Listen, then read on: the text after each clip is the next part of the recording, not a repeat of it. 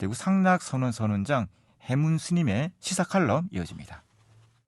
여러분 안녕하십니까? 대구 봉덕동 상락선원장 비구 해문입니다. 생명을 절대 존중하는 불교에서 살생은 절대적 악으로 규정하고 특히 살인에 대해서는 극악무도한 일이라고 단정하고 있습니다.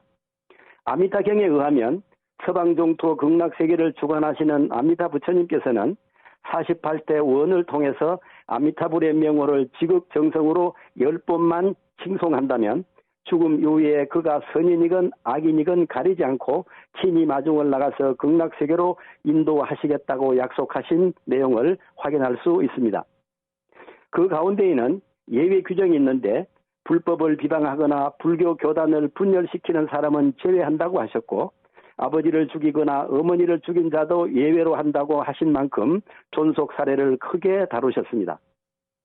이 경의 내용에 따라 생각해 본다면 직접 언급된 부분을 찾을 수는 없지만 부모 되는 이가 자녀를 죽이는 행위를 자행하는 동반 자살도 예외 규정에 속한다고 볼 수 있지 않을까요?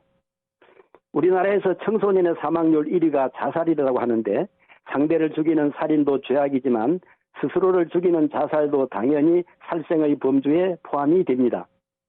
상쾌해야 할 아침에 들려오는 안타까운 사연들 가운데 일가족 동반 자살이라는 소식은 사회적으로도 큰 충격이며 많은 사람들의 마음을 아프게 합니다. 전하는 바에 의하면 발달장애를 가진 자녀를 수년간 보살피는 가운데 발생하는 경제적 어려움과 고통스러워하는 자녀를 바라보다 못해 부모가 자녀와 함께 이런 극단적 선택을 했다고 하지만 이 고통스러운 세상을 극복하기 위한 해결 방안으로 자살을 제시하는 가르침은 어디에도 없습니다. 불교에서는 자살이라는 극단적이고 힘든 선택이 아닌 방법으로 괴로움의 현실에서 벗어나는 방법을 사성제를 통하여 제시하고 있지만 세간의 사람들이 그 가르침을 따라 생활한다는 것은 현실적으로 무척 어려운 일임에는 틀림이 없어 보입니다.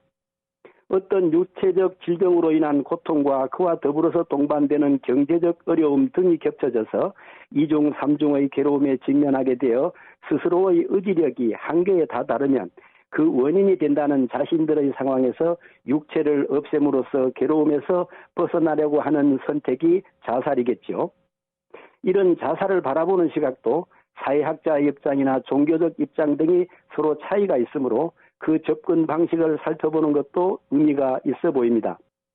사회학자들은 현재의 일상적 고통을 견디기 어려워서 어떻게 해서든 벗어나려고 하는 노력으로 발생하는 자살을 이기적 자살이라고 하며 유일신을 믿는 종교에서는 신의 피조물인 인간이 자기 마음대로 자신의 생명을 단절시키는 행위는 창조주라는 신의 권능에 대한 도전이므로 커다란 죄악이라고 하는데 반해 불교에서는 자살이 부처님에 대한 불경죄로 여겨서 죄악이라 하지 않고 인과응보의 결과로 자기 자신이 자살하는 것은 괴로움의 근원적 해결책이 아니라 도리어 자기 자신을 더 큰 괴로움의 구렁텅이로 몰아넣어가는 일이기에 죄악이 된다고 가르칩니다.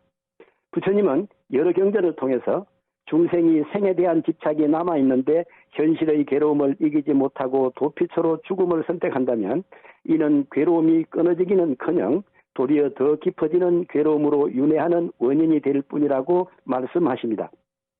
지혜와 자비를 실천 덕목으로 내세우는 불교계에서는 자살이 빈번한 사회적 문제를 개인과 어느 작은 집단의 문제로만 여길 게 아니라 동시대를 사는 우리들은 서로서로 연관된 연기법에 의해서 공업이라는 책임도 간과해서는 안 될 것입니다.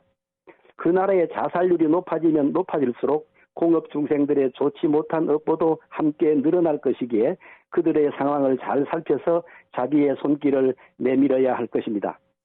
자살은 어떤 경우에서라도 안 될 일이지만 불교적 입장에서 부처님께 자살을 허락해달라는 요청이 있었기에 다음 시간에 잠깐 언급해보고자 합니다. 감사합니다.